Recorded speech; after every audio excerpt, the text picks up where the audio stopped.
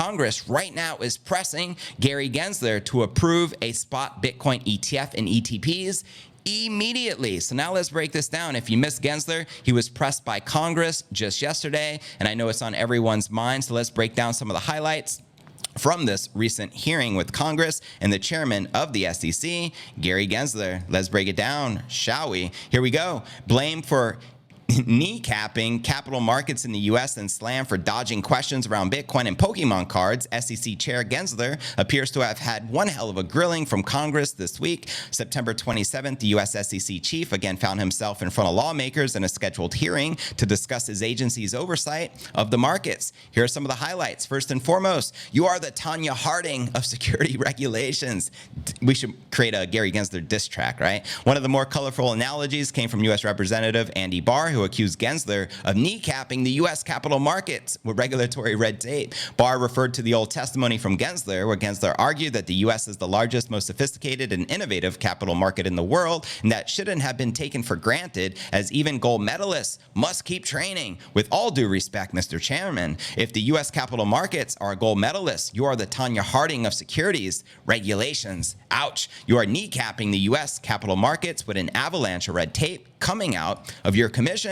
Preach. Barr is presumably referring to a scandal where U.S. ice skater Tanya Harding, I'm sure y'all remember the story, I was a kid when this happened, and an assailant to attack her rival Nancy Kerrigan in the lead up to the 94 U.S. figure skating championships and Winter Olympics. Kerrigan ended up not competing in the U.S. championships, and here is John Dickens who shared it here. Mr. Barr to Gensler, it's hilarious. You got to watch these clips for yourself if you haven't seen them. So the next highlight, I wish the Biden administration would say, you are fired. That's right. Shout out to Warren Davidson, who also ripped into Gensler, saying he hoped that the Biden administration would fire him. Powerful words. Davidson accused Gensler of pushing a woke political and social agenda and abusing his role as the SEC chairman. Preach. Massive shout out to the senators here doing their job. Damn good job. The U.S. representative added that he hopes that the SEC Stabilization Act he introduced with fellow Representative Tom Emmer could make it happen. Quoting him here, you're making the case for this bill, which is the SEC Stabilization Act. Every day you're acting as a chairman, he concluded, and Gensler wasn't even given a chance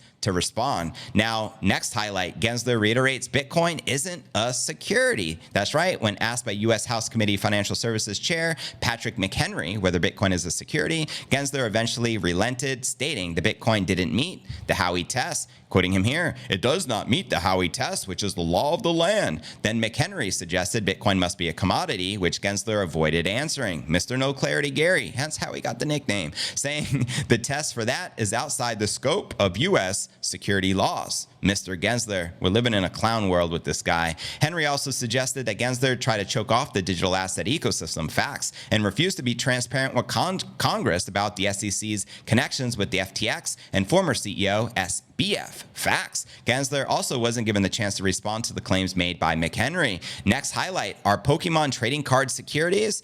Gensler says it depends. Can't make this stuff up. Quoting Representative Richie Torres, I cross-examined SEC Governor Chair Gensler about the term investment contract, which is key to determining his authority over crypto. Gensler struggled to answer basic questions like whether an investment contract requires a contract. His evasions are defeating and damning. Suppose I was to purchase a Pokemon card. Would you constitute a security for this transaction? Gensler responded, well, I don't know the context, before eventually concluding it isn't a security if you purchased it in a store. And then Torres asked, if I were to purchase a tokenized Pokemon card on a digital exchange via the blockchain, is that then a transaction? And then Mr. No Clarity Gary said, I'd have to know more because I don't know anything. Yeah. You can't make this stuff up. Gensler then explained to it, when it's investing, the public can anticipate profits based upon the efforts of others. Then the core of the Howey test, which it is, Torres called Gensler's evasions as damning, to say the least. And the next highlight, a sign of defiance. Meanwhile, amongst the back and forth cross-examinations between Gensler and representatives, the eagle-eyed observers noticed a Coinbase Stand With Crypto logo behind the SEC chairman. Isn't that interesting? The Coinbase-led initiative is a 14-month-long campaign that launched back in August, aiming to push crypto legislation in the United States. Coinbase also ran a Stand with Crypto Day, which took place in Washington, D.C., September 27th, to advocate for better cryptocurrency innovation and policy. So again, shout out to Warren Davidson, Tom Emmer, all the senators for holding Gary Gensler accountable. Hopefully they do something about it. What's your thoughts, fam? Do you think Gary is likely to listen to them and follow their instructions and approve a Bitcoin ETF immediately? Or do you think he'll continue kicking the can down the road as long as possible until he leaves his position as the chairman of the SEC? Let me know your honest thoughts in the comments right down below.